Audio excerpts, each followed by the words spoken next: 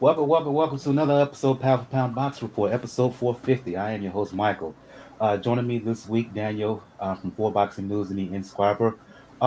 Gail will not be with us this evening. She has other obligations, but we have a special guest. You often on this podcast hear me talk about Three Kings Boxing, your source for pure, unadulterated boxing information. I give a shout out to the man behind Three Kings, 2K, Bo, McCrory, senior writers, and also all the contributors behind the scene. And tonight, this evening, we have one of the contributors to Three Kings Boxing as a special guest, the one and only Lord Zoe. What's going on, brother?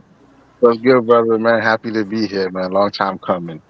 Indeed. For those who are new to Pound for Pound Boxing Report, Pound for Pound Boxing Report, live YouTube show, podcast, site, etc., talking all things boxing. The motto is, when boxing is good, we will talk about it. And when it's bad, we will talk about it. Bottom line is, if it concerns the sweet science, it will get discussed.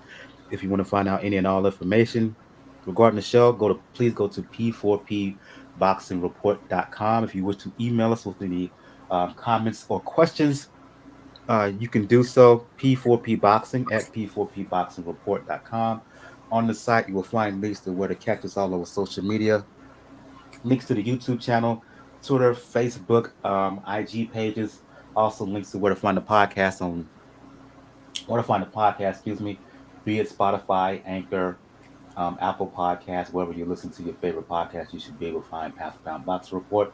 If you wish to contribute, I got a cash me and PayPal donation links. What matters to us is $1, $2, $5. Any donation, we will gladly accept. That donation be the best nation. It'll help the overall production behind the scenes. For my fellow fitness enthusiasts, please check out the links to BODI, formerly known as Beachbody on Demand. Please check out BODI Body programs with any and all suitable interests and goals. If you're looking for a boxing specific program, please check out 10 rounds, 6 week program, 3 days a week of boxing based cardio, 2 days a week of weightlifting. At the very least, take advantage of the 14-day trial, and it is for 14 days. You get free access to any and all programs on Body. Let's get things going by recapping what went down this evening. And since you are the guest, Zoe, let's start with you. Um, Rafael Espinoza scored one of the upsets of 2023 when he beat Robeisy Ramirez last year, December, to win the WBO featherweight belt. Made his first defense this past weekend against a guy by the name of Sergio Chirino. The question for me is Zoe, was he a one hit wonder or was he a guy of substance? Based off of this particular fight, which he stopped Chirino fourth round, I believe it was, it looks like he may have some staying power. I like how he looks. We all know he's tall, 6'1", but he's also skilled, has power, looks to be a bit of an offensive machine. Um, your thoughts on what you saw from Espinoza against Chirino? What I saw, he's really, really, really big for the division. And I think he has above average accuracy. He throws a lot of punches. He do get hit. He do get hits a lot, but I don't think anybody at 126 right now at the championship level, maybe a Bruce Carrington. I don't think there's many people who would hurt him, so I don't think it's gonna bite him on the ass. As do he have substance? I'm not as impressed with him as you, but I don't think 126 is anything to sneak. I don't think 126 is anything good. So I do think by default he do have staying power. I do think he could beat a lot of guys. I do think he could beat Ramirez in a rematch. I do think he could beat what's this guy's name? What's the I think he could beat Ray Vargas. I think he could beat a Ray Vargas. You feel me? Like him and Bruce Kenton is an interesting fight because Bruce Kenton's another tall opponent. I think Bruce Kenton could beat him, but outside of that, I think he's the best 126 pounder right now, currently. If that's saying anything based off the division. Context is critical here, Daniel. And to Lord Zoe's point, 126 is not a star-studded division like, say, 15 is, and we'll talk about that in a bit. Um, uh, uh, Lightweight, junior welterweight, well, not lightweight, but junior welterweight, specifically those divisions, even a division like 105 with people like Colazo and the Shigeoka brothers, and one of your favorite fighters, Knockout CP Freshmart, right? But Mhm. amongst the lot there, um, it looks like the WBO champion, um, Espinoza, uh, he could be there for a while. Zoe mentioned Robeisy Ramirez. It looks like if Robeisy Ramirez wins this weekend, um, they're going to be a rematch between the two. But given the physical attributes of Espinoza, your thoughts on the win and your thoughts on his standing at this current featherweight division? When this fight actually impressed me when it came to Espinoza, because that was my main concern. Was this a one hit pony situation? Somebody winning it and then not really being up to medal. But Espinoza came in. I do agree, Laura, that he's a little bit big for the division, but then again, technically Ray Vargas is a little bit big for the division too. Yep. But the main thing about it is that he went in and his shots were precise. The shots that landed the knockdowns, they weren't long punches. They were short. They were crisp. And he understood the assignment. Because we mentioned it, I think, a couple of weeks ago that 126 is wide open right now for somebody to actually try to dominate it. And if he would have put on a performance where he felt like, oh, it would have been a decision, it would still be a little bit open. Right now, he kind of looks like the top guy by default just because of the fact that he landed his punches swiftly. He wasn't afraid to get a little bit on the inside, and he knew how to finish. Because you saw how when the referee stopped Chirino, like he didn't fight that at all. Like he took the fight out of Chirino. And that's what a champion is supposed to do with an overmatched opponent. So it was very impressive for me in that sense. Now, can he beat the other guys? That's going to be a key factor because rematching Roseby is going to be key to see if it wasn't a situation where if it's the right opponent or just Roseby was off that night. Because we've seen that happen before. We've seen that happen before where you have that one fighter that the other guy who's a champion, maybe not that great, he just can't beat. I've called a lot of times on the show, like the Paulie Ayala role. And it's an interesting situation what you're seeing him because he has enough skill to beat Robeisy again. We have to see what Ray Vargas is going to show up. Carrington's going to be fun. So right now he might be at the top of the heap, but it's a very interesting heap. He has too much offense for Vargas. Agreed. Too much offense and Ball. Hell, Ball would have to get on the steps, dude, just to hit this dude. For Ball to win that fight, it'll be the ugliest fight you ever seen. It'll be an ugly wrestling match looking type of stuff for Ball to win that fight, bro.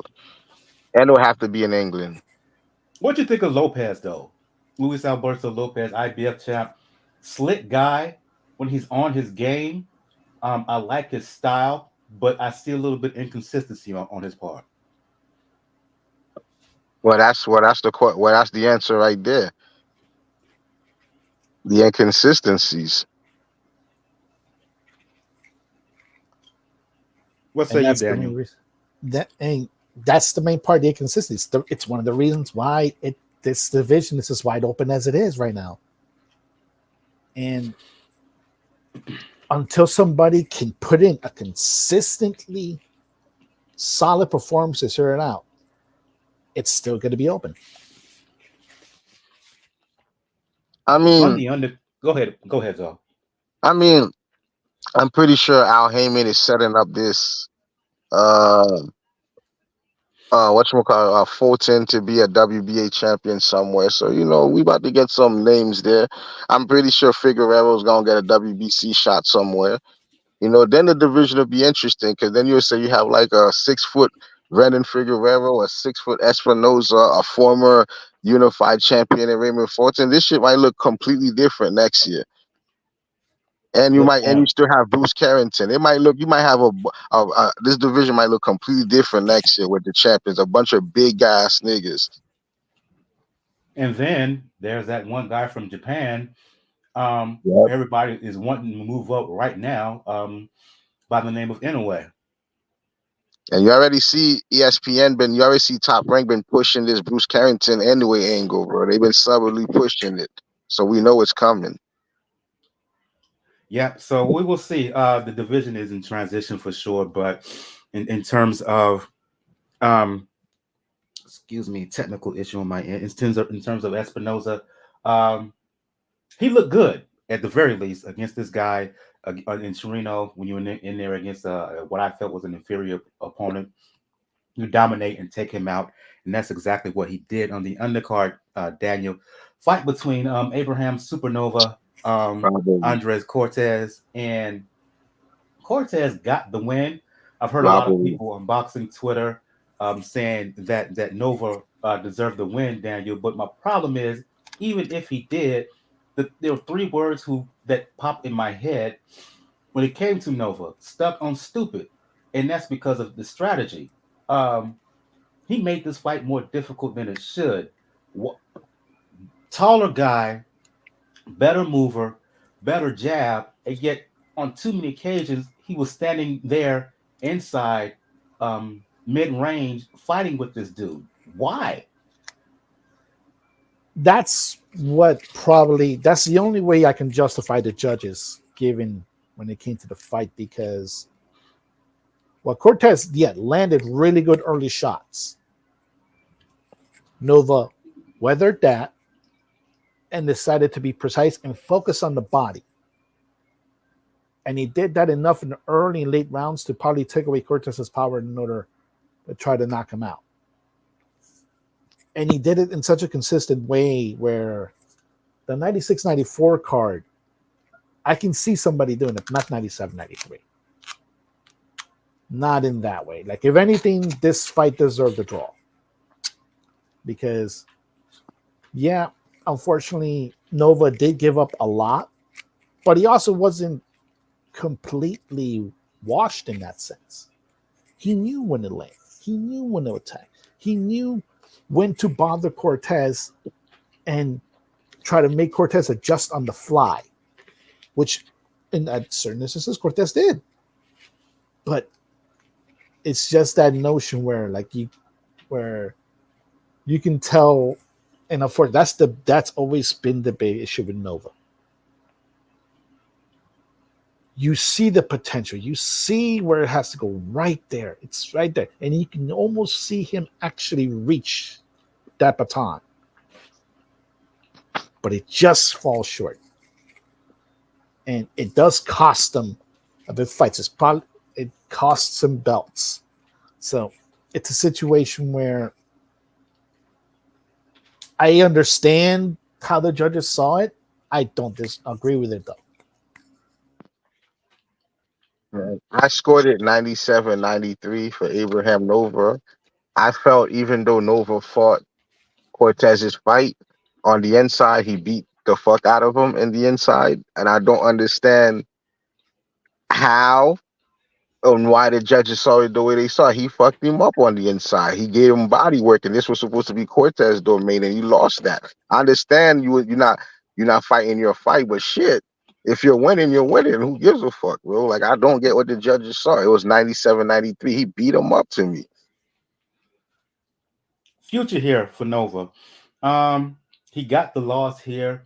But I think that ESPN is going to bring him back. It's kind of to Daniel's point. I think there's a mental block there with Nova. You look at him and you think he's better than his record indicates. I mean, you saw it in the loss against the Shockey Foster. He was right there for 2/3 of the fight.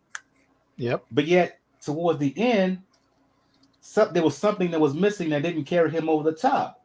The Robeisy Ramirez loss, he just got caught, and Ramirez was just on one that night. But even in this fight, you thought he won, Zoe. But to me, there's something missing with Supernova. I don't know what it is. He's cute. It's his hair. It's the stupid hair color. That's all it is, man. That's all it is, bro. It's affecting his the extra testosterone to go in his body. They ask him to perform masculine feats. That's all it is. Science. I think uh, Harvard published a study about that. well, okay, wait a minute. Also, did I forgot? Did he bring the robot this time around, or the mascot? I don't remember. I don't know. I don't remember. Because that's the thing I want to know. That's one of the reasons why he's gonna keep getting fights. He's very, very entertaining when it comes to presentation. And the thing is, he has a talent to match it. I don't know if it's a situation where like the aesthetics dominate more rather than what's going on, because we've seen that happen a lot of times. A lot of fighters. In fact, probably one we're going to talk about in the news. But it's just a situation where you want to see him do really, really good, and you can tell he can do it, and then boom, just like right at the finish line, Leon Lett style. Wow. Talk about a blast from the past. We'll see where it goes here. Hopefully, we'll see if there's a rematch that will happen. But I agree. I thought that Nova won. I was just a bit frustrated. In spite of, I think he got the advantage of this dude. I thought he could even make the fight really even easier on his part. Let's move to look. I know there was a fight over there in the UK in which Felix Cash got quote unquote upset by a guy, technical decision. But no offense, I watched some of it. I was unmoved. I was unbothered. I was pretty like about it. As a result, not going to talk about it. So we move on to the news.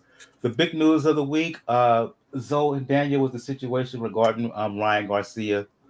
New York State Athletic Commission handed down their decision in terms of their punishment. Garcia's suspended for a year, right? Ryan Garcia is out here complaining, of course. This is all in the aftermath of the win over Devin Haney. A lot of folks on boxing social media and these boxing streets are saying it was only a small trace of ostarine that was in his system and he shouldn't have been punched that long. My point is he tested not once, not twice, but it turns out now this dude tested 3 times for this thing. 3 times. I have no sympathy for him. None at all. He should know better. His attitude before the Haney fight, during the Haney fight, and even after the Haney fight, why should I have sympathy for this dude? He got what he deserves, in my opinion. No, he Suffer didn't. He only got consequences. 1 year. He only got 1 year. He ain't getting in trouble for real. It's a year, but it's also, we have to remember It's the retroactive. commissions. Yeah, a lot of It's one, he loses that victory because now they ruled a no contest. So now Haney fans can say that he's undefeated once again. But based off what we know of Ryan Garcia's brand and what he's about and how he generates money, the belts don't matter. The win being vacated don't matter. It's not gonna affect his bottom line in the next fight. It's not gonna affect his popularity in the next fight. These motherfuckers still gonna come and support him. As far as they concerned, he won that fight. It's a conspiracy theory, and Devin Haney's being a bitch. That's how they look at it. It didn't affect. He did not get punished yet. He fights once a year anyways, bro. What's the punishment? That's true in a sense, but you know who's getting punished? Or probably he's gonna get close to real tired of it, and maybe weighing that the risks are outweigh the reward. Go the boy. No, he's not, man. No, he's not. Who he got? Who else he got? Munguia, come on, bro. He got nobody else. He's not gonna do that. That boy's desperate. But He's he's doing suspended for a year cocaine now. with So now him. you're waiting for 2025 to get that bag. They're doing cocaine together, man. Right now, Who's he gonna fight? He's gonna fight Jake Paul. maybe. Don't put maybe. that in the Are air, they gonna man. try to Don't put put that that in? in Are the they air. gonna try to I put that think in Don't the put Ryan that air? Gar- in the air. Bobby think Ryan Garcia's next fight is gonna be like at a catch weight at 145. He's probably gonna be against Blair Cobbs, and he's gonna knock Blair Cobbs out, and that's gonna set up a fight There for is my Virgil Ortiz on the roster, but outside of that, man. eh, That's the most unhealthiest man ever, bro. Like that's not a no good insurance policy, bro. there's Ortiz, there's the guy Collazo at 105. Thinking Colazo. anybody else outside those two? Yeah, But As it's far as 105. marketability, yeah, it's Colazo. Virgil can be marketed. I think that kid Scrappy's still around. but So Scrappy just got beat. But my point is, a lot of people felt that Garcia wouldn't suffer no consequences at all, and they just Yeah. imagined the fact that he got suspended. Period. Man, he got off. He got off, bro. It should have been 2 years. He got off, man. Like Ryan, that just shows you that's what's wrong with boxing. People like Ryan's what's wrong with boxing, bro. This That man wasn't done a good. got 2 pay-per-view fights. He got 2 pay-per-view fights under his belt without ever getting a title, bro. They wasn't gonna give him 2 years. No way. We talking about what's wrong with boxing. Javante Davis has been a world champion how long? And how many A-level fighters has he fought? He hasn't what? He's been a world champion what for a couple months? Shit, because before that he wasn't world champion for a long ass time. well, not the full champion. Like he had the regular belt for a while. Yeah, Yeah. we don't Yeah, count we're, that. We don't yeah, count yeah. Let's keep it a buck right there. Yeah. that. So he's been a champion for a couple months. Before that, he hasn't been a champion in a long ass time, man. But the point is, he's been in the game for how long? And he's how many A-level fighters has he fought? A big ass None. zero. A big Well, ass there you zero. go. So, And people are and you talking know, about him. And people are talking about him like pound for pound. Like now, at first it was just his fans, but now you're starting to see serious boxing media put him in the pound for pound list. I'm like, okay, man, this sport's cooked. It's cooked. We people don't understand what they're seeing anymore. I think it's a situation where now I think people are adding the criteria on pound for pound of marketability because yes, he hasn't. As far as top level opponents, we can all agree he hasn't faced them, but Tank has been marketed fairly well. Like that initial Mayweather promotions build up for him has worked well. The way they've positioned the dates, the venues, the locations have worked well and have made him marketable. Like, But like that's Tank. good. Say it. No, like I said, like Tank fans on a surface level, it's not easy to tell them on a surface level that his resume is bad because from a Tank fan, because the way PBC and Al Heyman and TGB has moved him politically, you could tell a fan he hasn't fought nobody. His fan like, well, Rolly became champion, well, Isak Cruz became champion, well, Maurice Barrios became champion. Then but if you really follow the sport, it's fictional. That's not real. You feel me? There's no substance to that for it. That's just trinkets. You feel me? They didn't do nothing to earn it. You know that. You feel me? But it's hard to argue that on a surface level. And that's what's helping these people out. Plus, he's excited. You feel me? Like, it's crazy, man. It's crazy. You have people like Shakur who can't get a fight. They hate him. People think he has no skills. I done seen plenty of fans that he has no skill based off what Tank said. This is the era we're in, man. I never seen an era like this in boxing before. Okay. Yeah. When it comes to Shakur, the only thing that you need to say is okay. He's a greatly skilled, great technical fighter, but he doesn't make fights exciting for a lot of people. And that's the one thing that Tank does. But to keep in mind, you mentioned Rolly. I keep mentioning it to Tank fans when they say, like, oh, he's the best. You're talking about the man who was losing to Rolly before Yes. he came out and was losing handedly, might I add. And so that's the situation that we're facing in. And when it comes to it, Ryan, unfortunately, is part of that same cloth. He's been marketed well.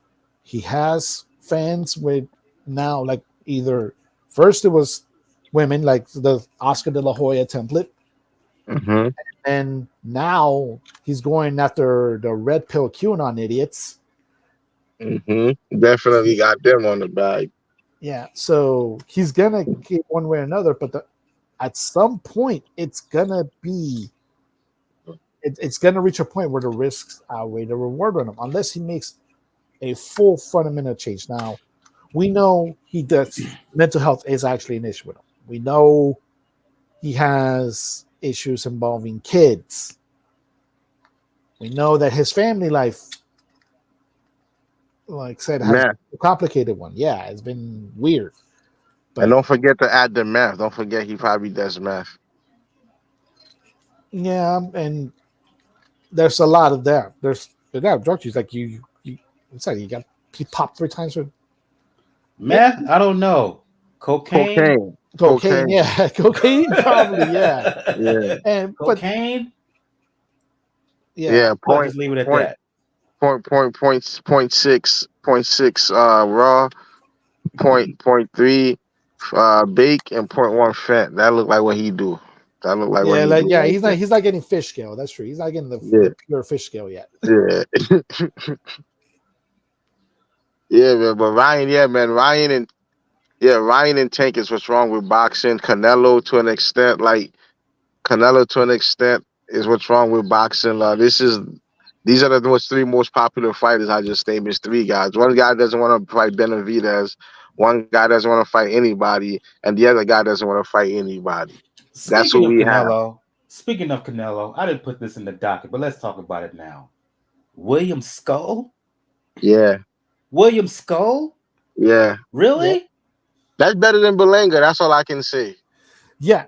Okay. I will definitely agree with that. I have personally manifested that no fight with him and Berlanga should exist. I don't care if this is the opponent to do it. Yeah. But at the end of the day, Canelo has done, at least to me, he has done enough where he can actually pull that move and you really can't be mad at it. Nah, he did that already with John Ryder. Nah, he ran out of those with John Ryder. Because at the end of the day, yeah, we want to see him fight Benavidez, but now he doesn't have that excuse. Because the one thing I gave him was if he rescinded that statement that he did in 2019, then we would talk. He did it through the Munguia fight. He fought another Mexican for a world title.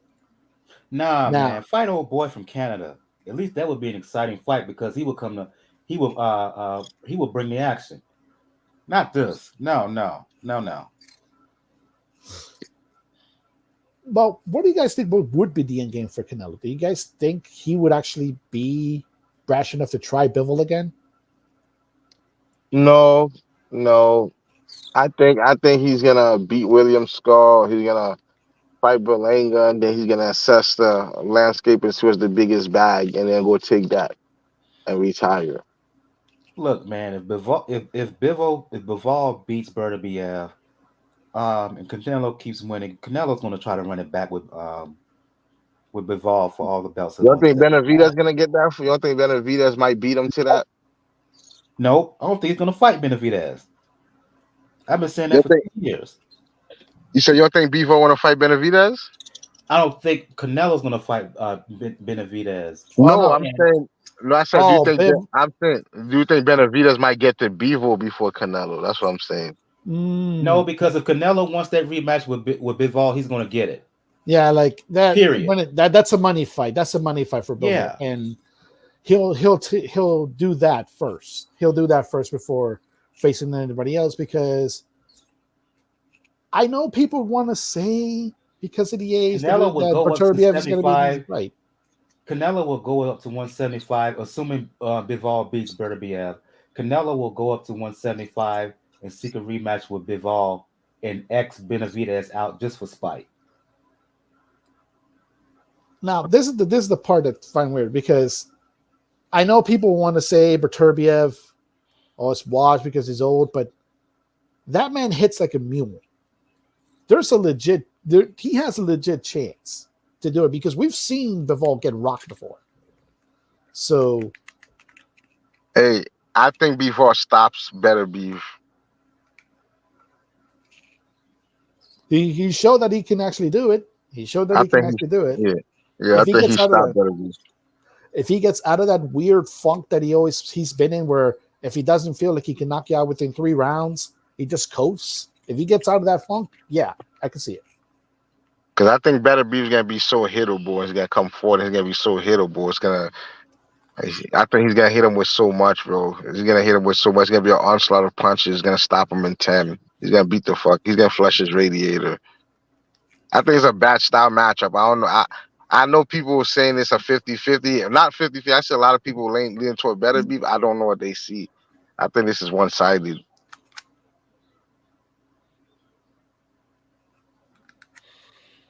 Berdabiev is tender skinned. Um, and if he can get to Bivol with power, he can stop him. But Bivol is the slicker guy, more athletic guy, faster hands, more active.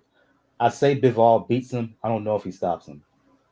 That's the whole thing. Yeah, as far as skill goes, yeah, that's more leaning towards Bivol. But like we've said it 1,000 times when it comes to boxing, the last thing to leave a fighter is power, and we know Bertorbiev has it. Man, I don't know, man. I think this fight's gonna be nasty. I'm seeing a lot of cuts. I'm envisioning a lot of cuts, a lot of bleeding. Yeah, I'm seeing somebody throwing the white flag in there because he's getting punched on too much. That's what I see, man. If it goes into that route, which is like a real war, no, I'm going with Berdabiev. No, not a war, not a war, not a war. I'm talking about all that blood's coming from bed. I'm talking about he's gonna get masterclass beaten, bro. He's gonna Okay. get washed. I'm talking about he's gonna get washed. By the time round 9, 10 comes on, his face gonna be bruised up, bleeding, washed. You feel me? Just getting beaten on. You feel me? With combination punches, fast combinations that he can't react to. Every time he passed that threshold, he's gonna get countered. He's gonna take a step back and take a couple counters. Boom, boom, boom, boom, boom. Rinse and repeat all night until he start wobbling. Indeed. I have, entitled to opinion. I still think I believe Bivol is going to win. I'm not ready to go to the knockout. I can see why you say that, but I'm not ready to go there yet. Let's move on to preview some of these fights. Listen, just like I didn't um, necessarily care about Tyler Denny beating Felix Cash this past weekend. Um, I don't care much about this world title, quote unquote, world title fight with Lamont, Roach, and Feargal, McCrory. No offense, I know it's a world title fight, but the only reason I'm talking about it here is because it's a world title fight. Any, excuse me, boxing fan who really honest with themselves is like giving the side eye because one, the junior lightweight division is uh, it's the junior lightweight division, arguably the worst in boxing. And Lamont Roach, a world champion. Okay, and I'll leave it at that. Whoever wants to tackle this fight, the floor is yours. I got much of nothing. I'm gonna say this. I don't know shit about the other guy, and That that's all I can say. that's pretty much the same thing. Yeah, like it's pretty much the cherry pick defense, and but we know you never know what can happen. Like we never thought that a man from Namian and Julius Ndongo would do what he did, but he did it. Yeah, and then another thing is, Lamont Rose do suck, so there's a possibility he might lose, even though this is a cherry pick. Yeah, you're right. That fight takes place. Lamont Roach vs. Feargal. McCrory, that fight takes place June 28th in Washington, D.C., but all the heavy action takes place on the 29th. Um, I'll go with you, Zoe. We mentioned Robeisy Ramirez in our discussion about Rafael Espinoza. Ramirez making his first fight. This is his first fight since that loss to um, Espinoza in there against a guy by the name of Brandon Benitez. We mentioned how it's likely that if he wins Ramirez, that he's going to have a rematch I'm looking at this fight. I'm looking at the opponents. I'm looking at the records. I've seen both of them on film. To me, this is basically a showcase bout to get Ramirez busy and to carry him over into um, a likely rematch with Espinoza. Because based on what I've seen of Brandon Benavidez, there's not much there. There's nothing there. Now the question is what. Now the question comes down to what type of performance does Ramirez put? What type of lingering effect does he have from the Espinoza fight? You feel me? Because it was a war. He did go back and forth. You feel me? So that it just depends. This fight is just to showcase what he has left. If he's still a good fighter, did he have any effects from that fight? Because what I seen from Benitez, I think I took a quick fight. He had a fight on ESPN. I watched it a little earlier. I'm like, oh, okay, okay. That's what I can say about him. Okay, he's an opponent. That's what he is. He's an opponent. Yeah, it's a requirement. It's a requirement for Robeisy to just get through this fight, and you get your rematch. Impressively, he got to not get through this fight. He has to be impressive. Because I didn't say he might lose. Lingering effect means like you might win a decision or a tough decision, or you didn't have him hurt, or you just coasted. No, you got to dominate this guy. You got to bring interest to this. You got to dominate this dude.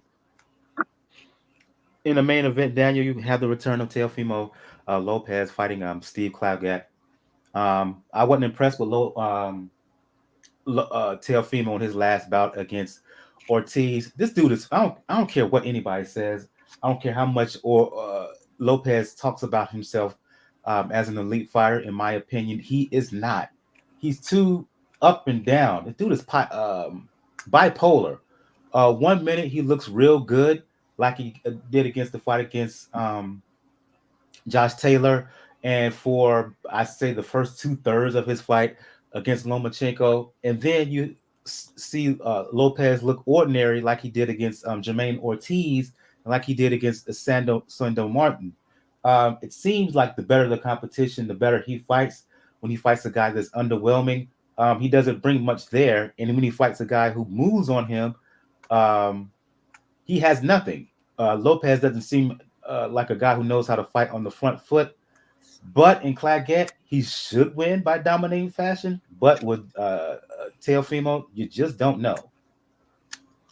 That's pretty much the running bet. Like that's probably the bet that should be on the boards.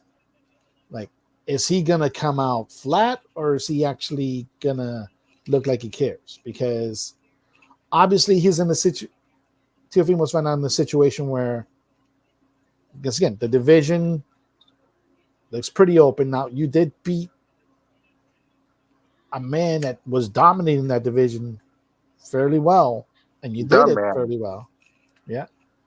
But again, like those are him and them, the Loma fight are the two fights where he's shown what is there. But then it's playing down to the competition. And it's Teofimo's almost in the same space to me as Ryan in the sense of the fact that the risks outweigh the rewards, but they're different risks. Because yeah, Teofimo's a little bit crazy too, but it's the thing that's in the ring that he can't really seem to push himself when he feels that the opponent's not up to snuff. But you kind of need to, because that's what Champs is supposed to do. We had that worry about Espinoza, and he did his job. That's what Teofimo should do. Do his job, finish it well, and ultimately just see what you can do and make big opponents for 140. The problem is Espinoza is a hungry fighter who's still on the come up, right? Even though he's a world champion, he's aspiring to something greater. He wants to become a great fighter. Zoe Lopez thinks he's a great fighter and has already arrived, but his in-ring performances doesn't indicate that he's a great fighter. Uh, Inflated sense of self, souped up, big-headed, right? And there are times where he could just think he can just show up, not do much, and can just get over. One day it came to bite him against Cambosa's. If he keeps fighting up and down like this again, it's going to bite him in the backside again. Man, I watch for base off force. I watch from Steve Claggett. He sucks. So he comes forward. He's a front foot forward guy. He comes up with a high guard. He has a decent jab. He does have no special effects. Tio's gonna style on this guy, man. Tio's gonna stop him in 5. You feel me? And then He should, but I don't trust him. I mean, I hear that I don't trust you. I hear that you don't trust them, but I think the guys that Tio look bad against is not Steve Claggett. They move. You feel me? Jermaine Ortiz can move. Sandro Martin can move. This guy's a robot aside. This guy is Brandon Rios without no skills, and that says a lot because Brandon Rios' skills is crazy. You feel me? So that's what he is. So like this, he's gonna style on them. He's gonna stop him in 5. He's gonna destroy him like this. Steve Claggett has nothing. Put it this way: his fight after Jermaine Ortiz, he complained and said, "Oh, Top Rank need to stop putting him in the ring with people who's gonna move. He needs somebody who's gonna come fight." Voila. This should tell you everything you need to know about this opponent. Voila. And Lopez versus Claggett, Ramirez versus Brandon Benitez is going to happen June 29th in Miami on ESPN. Also on the 29th in Glendale, Arizona. I think this is the card of the weekend. Let's start, Zoe, with Sonny Edwards, Adrian Curiel. Sonny Edwards, as we know, last time out, he fought Bam Rodriguez unification bout down at 112. Exciting fight. I thought he did well, reasonably well for the first half of the fight, but just the power and the will of Bam would just prove too much. Sonny just couldn't hold him off. He's fighting a Curiel who in his last bout lost the junior flyweight title in the rematch against Noshinga. As Noshinga just, when he finally decided to open up, the fight was it. Curiel, flat-footed. I don't think he's that fast. I really don't think he's that skilled. If Edwards wasn't too damaged from the punishment that he took in the loss to Bam, I think he'll outbox this dude and outbox this dude pretty comfortably. I think he might sweep him in the scorecards. I think he might not give up a round. And I don't think Edward took too many. I don't think Edward took like career altering damage in the Bam Rodriguez fight because if I remember correctly, he's the one who quit. He's the one who told the corner like, "Nah, I'm good. It's not winnable," because he couldn't see. And I did think he was doing well against Bam, especially the style of fighting he was fighting. He had to fight Bam really close because he said he couldn't see when he messed up his eyes, so he had to get really close to feel him. And he was doing reasonably well. It was just a size difference. Bam was just so much bigger than him. But I think Sonny's gonna come back. I still think now that Bam went back to 115, I still think Sonny's the best guy at 112, and I think he's gonna show it tonight. I mean on this card. He's gonna dominate this. I don't think he's gonna score a stoppage, but he's probably gonna win a dominant decision. It's a 12-round fight, correct? Let me look up just to make sure. This is yes, a 12-round fight. Yeah, don't be surprised you get like a 119, 108, anything from 118, 110 to 112, 108. That's what type of fight I'm expecting. On the main event, fight I'm really looking forward to. I think it has the potential to be fight of the year worthy, right? Juan Francisco Estrada versus Jesse Bam Rodriguez.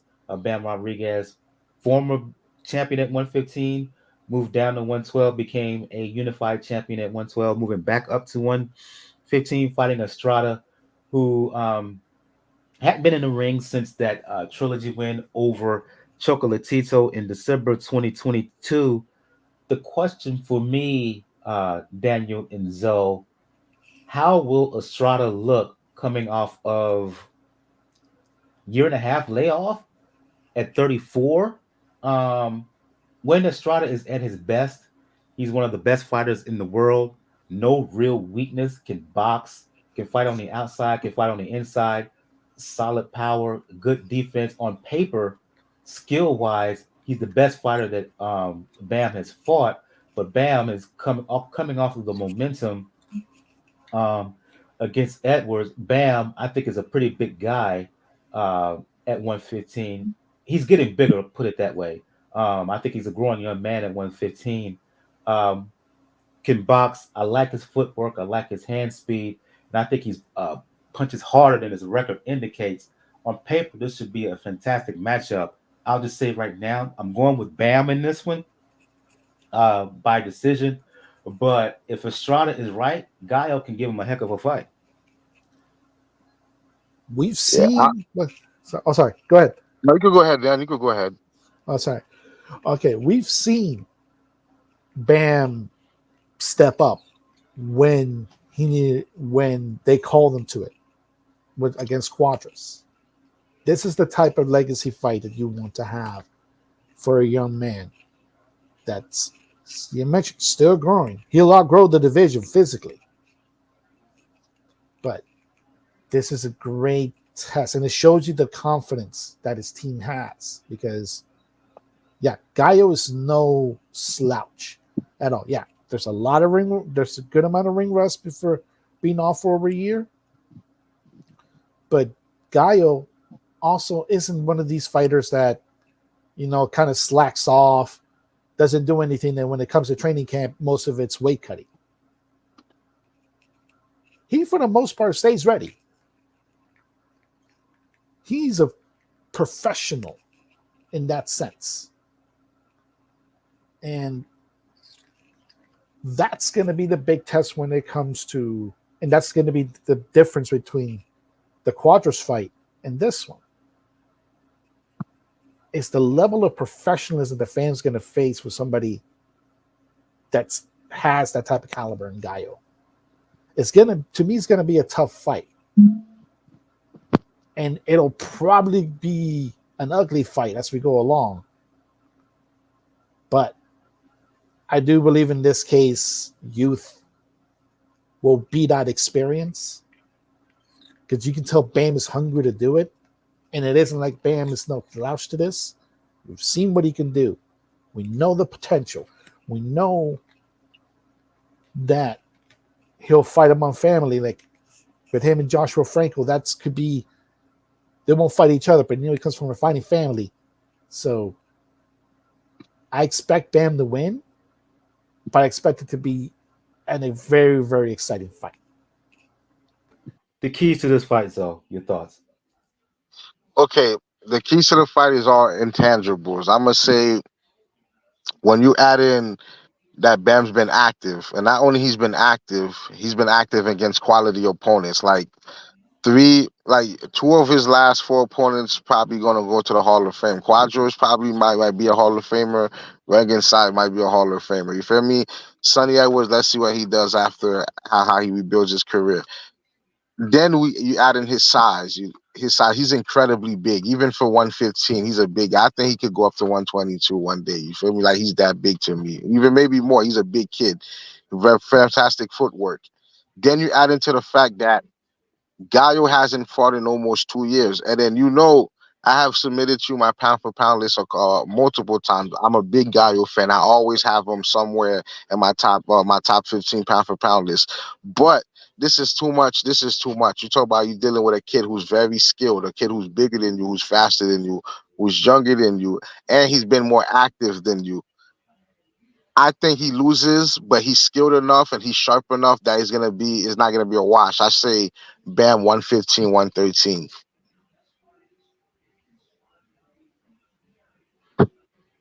If Bam wins and defeats someone with the pedigree of Gallo, does that make him pound for pound or put him in the running for pound? It makes him pound for pound because you would have to say Quadro, Rungensa, what? Don't make me do that. Sonny Wrong this way. Edwards and Estrada. That you basically did the who. You basically, the only critique that Anyway has, you fought those guys. The only thing they hold against Anyway, you went through and beat those guys. You have to put them in a pound for pound list. This was all the guys that was begging. These are all those guys when people criticize Anyway's resume of skipping 112. Those are the guys that he's running through. You have to put him in the pound for pound list, and then you add his age, and especially if he does if he beats Estrada in a dominant performance, I might shit top 6, top shit. Devin Haney just lost shit. I might put him in the top 5. That's probably it. It's gonna be top 5. Yeah, Because Usyk still exists, and but still exists anyway. Still exists. That's the top 3. Okay, you know what? I might put him. I had Haney at 4, but Haney lost. Who's that? Who have I updated my shit? Yeah, who's at number 4 for me now? Okay. Bivol.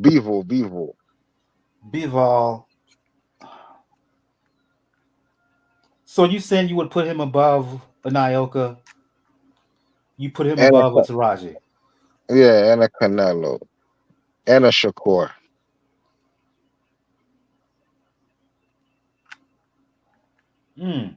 That's one question.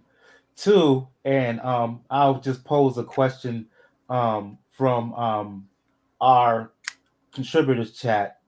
Zoe, there was a question posed about him and Nakatani. Now I think Nakatani beats Bam all day long. I think he's that good. I'm gonna pose the question here publicly to you guys.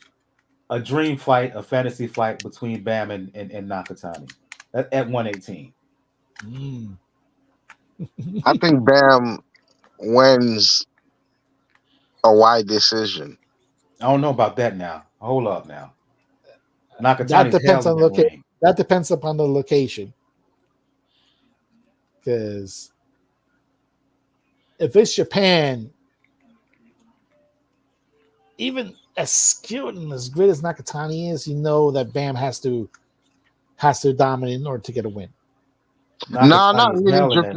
Not really. Not in Japan. Japan judges are pretty. A Japan judge is more likely to rob a Japan fighter versus a foreigner than they is to rob a foreigner versus a Japan fighter. The Japan niggas is pretty. They pretty. You don't really get robbed over there like that. It ain't even a question of location. It's a question of the fighters. Yeah. He's gonna have to come forward against this dude. That long, that reach, that southpaw style, that size, that power. And he ain't one of these cats who just fights out of Japan and just basically lives out of Japan.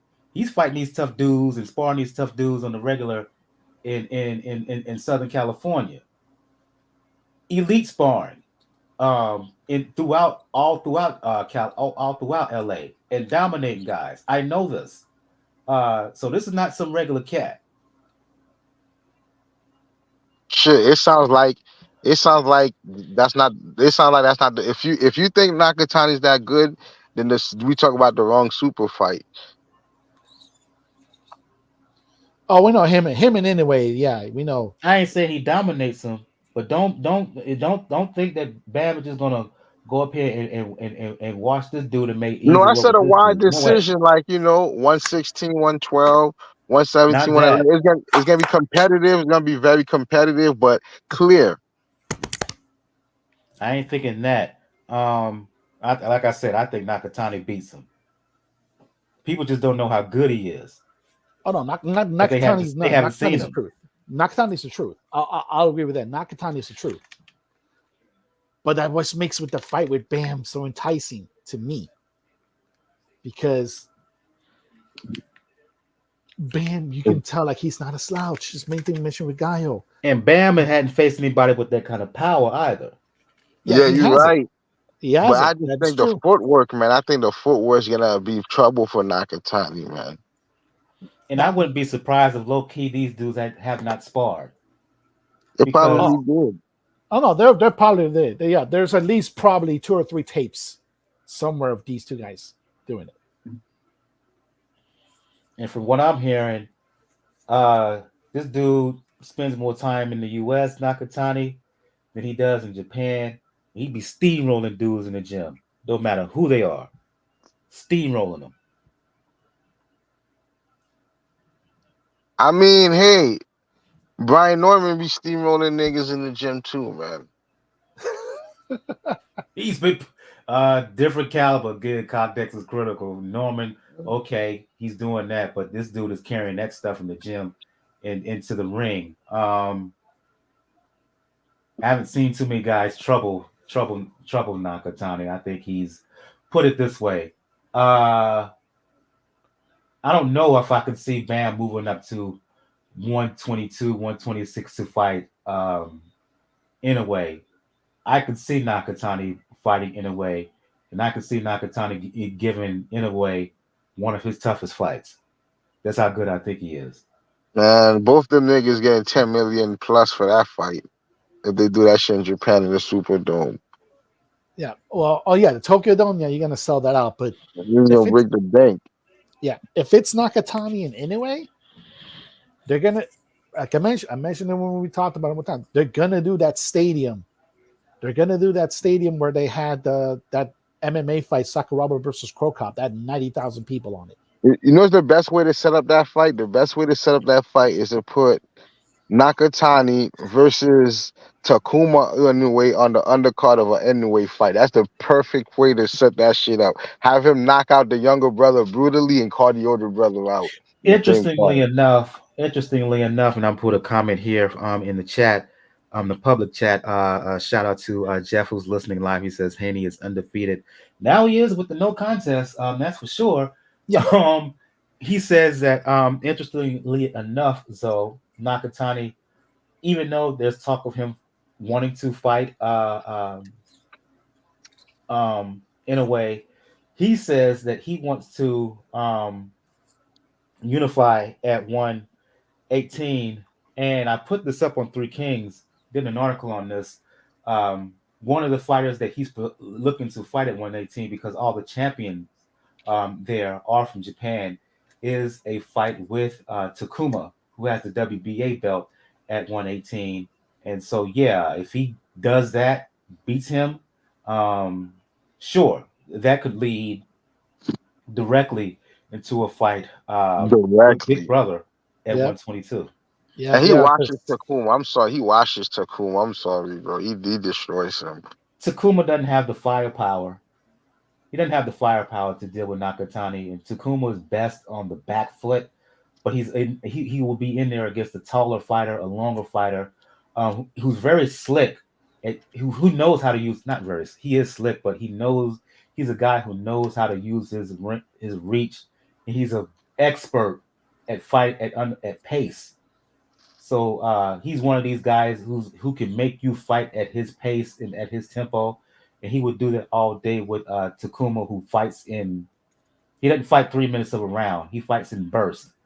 Uh, 30 seconds here, 30 seconds there, throws multiple combinations, and then he steps back, throws multiple combinations, and then he steps back. He wouldn't be able to do this. He would have to, much like a fight with Bam, he would have to come forward and to If I'm Nakatani not stop him. If I'm not mistaken, Gonzalez Chocolatito went up to 118, right? No, No. He 115. That was it. Are you still at 115? that I thought he mentioned going up to 118. That's what he's looking for at next.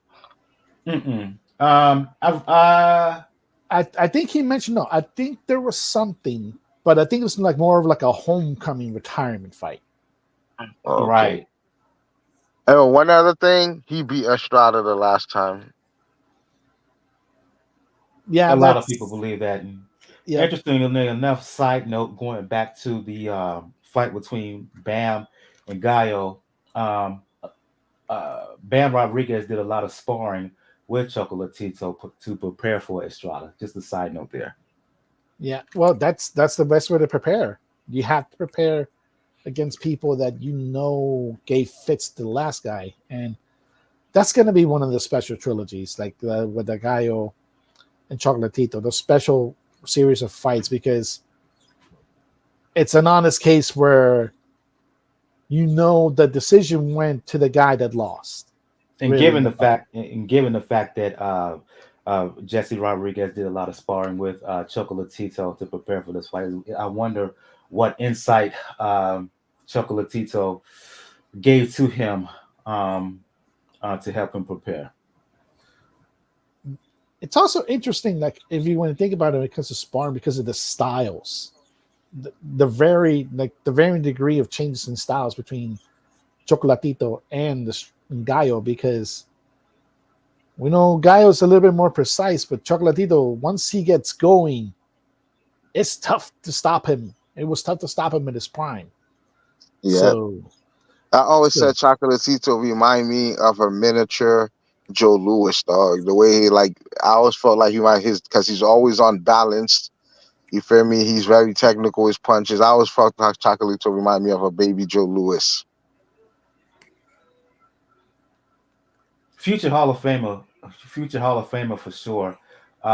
And to Daniel's point, he don't have many fights left. So yeah, give the man his flowers while he's technically still active. I think he may have a fight coming up later on this year in his home country of Question, Nicaragua. question, So question. Since you guys saying he's retired, basically, is he greater than Canelo? If we just ranking big fighters of this era, if we're to rank the top pound for pound of this era, the last 20 years, is he better than Canelo?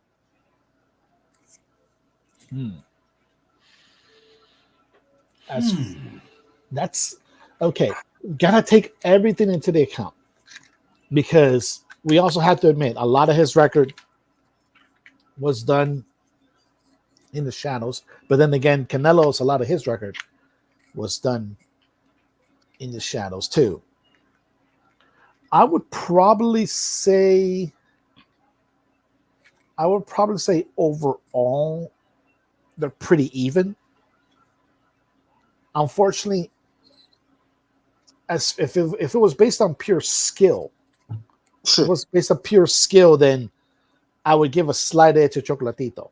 But if you got to Slight? take slight edge, because I don't, Just a slight? yeah, because I'm not one of these people that just says that, oh, Canelo's isn't as watched as he has a good amount of skill. He knows how to fight. The main thing to me is Chocolatito has shown to do his rate at a much higher age than Canelo. Now, let's keep in mind that Canelo started his career at 15. Mm-hmm. So he spent, we can No, say, Chocolatito started his career at 108. no. I mean age, Mike. I mean Okay, okay, age. Yeah, Canelo started when he was 15 years old. So okay. I he's thought you said Chocolatito. Canelo started his career at 15. yeah, My bad. yeah, when he was 15. Like, and we all know Chocolatito, he started from the bottom in that area, but Canelo's been building up from 155, and he's been a professional fighter. He's been fighting for professionally for more than half of his actual natural life right now. That plays a I would factor a lot of times. I would say I would give the edge to Chocolatito at his best. He was more dominant. I wished that Ioka would have accepted the fight with him 10 plus years ago.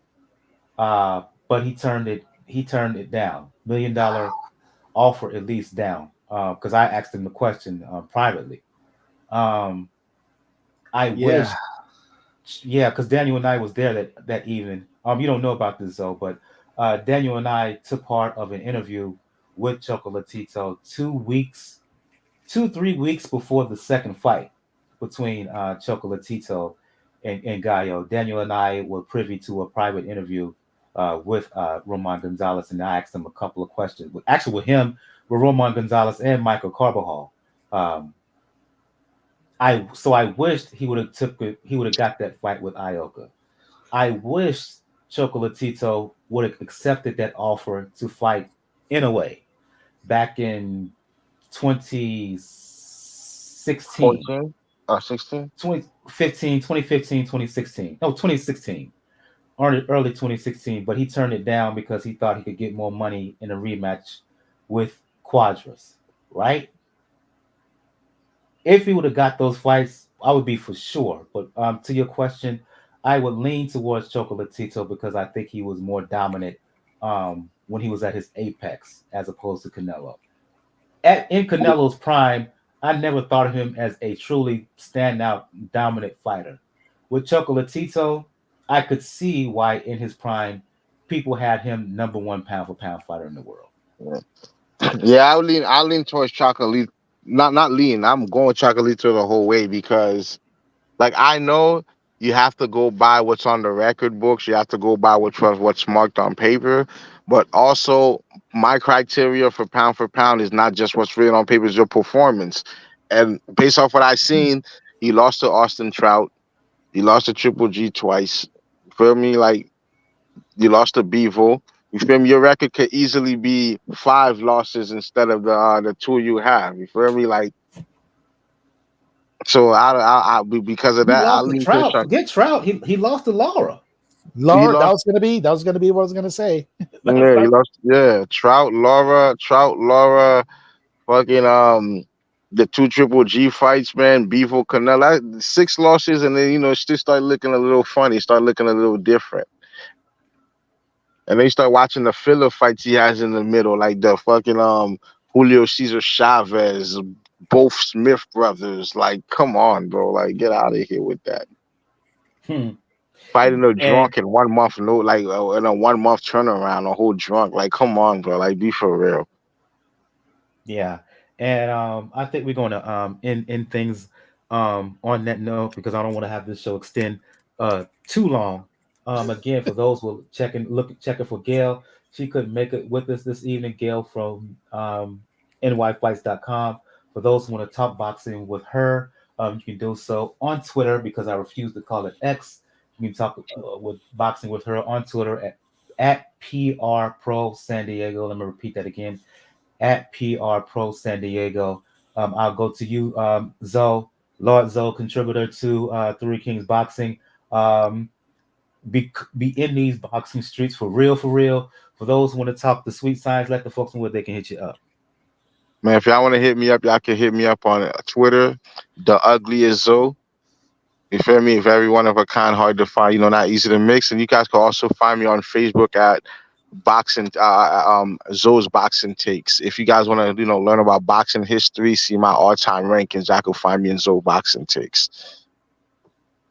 And I'll go to you, Daniel, from um, for boxing news and the inscriber for those who want to talk boxing, for those who want to talk pro wrestling, for those who want to talk the NBA, especially all things Miami Heat. Let the folks know where they can hit you up. Yeah. Same links whenever it comes. Twitter, Threads, Blue Sky, Mastodon, Rockers99, RAWKZ99. I really gotta start posting on all these platforms too because Twitter's breaking. Elon will not be satisfied until Twitter's completely unmanageable. Yeah, he's It isn't continuing to be fiddled an there yet. asshole, but it is what it is with him. Yeah. Yeah, I hate him. The legacy of apartheid, but I'm gonna leave it at right there. Um, for those who want to talk boxing, music, fitness, you know what it is with me on these social media streets. But at brother Jr at brother Jr 76. On the next episode of Pound for Pound Box Report, we will have a recap of the fight between the highly anticipated fight between Juan Francisco Estrada, Jesse Bam Rodriguez on the undercard. Sonny Edwards fighting Adrian Curiel.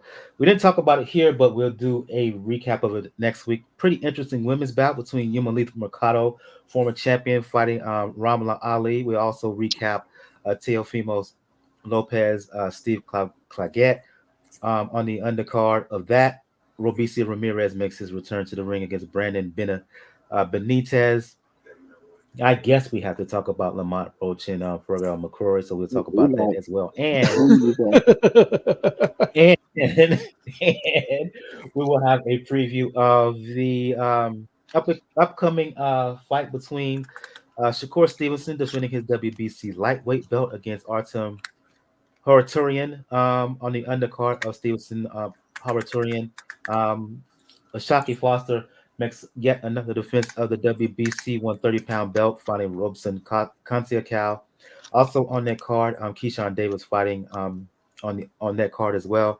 Also, preview of top contender at 135, William Zepeda. He's fighting Giovanni Cabrera. So we will talk about all of those fights out again. I want to thank Lord Zoe, contributor for Three Kings Boxing Yeah, .com yeah.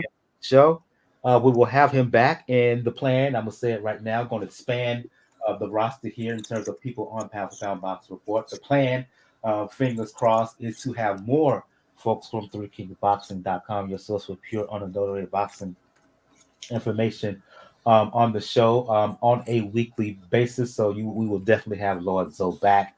So for Lord Zoe, for Daniel of For Boxing News and the Inscriber, I'm your host, Michael. This has been episode 450 of the Pound for Pound Box Report. We will see you guys next time. Everyone have a good evening. Good night. Yeah, yeah. Yep.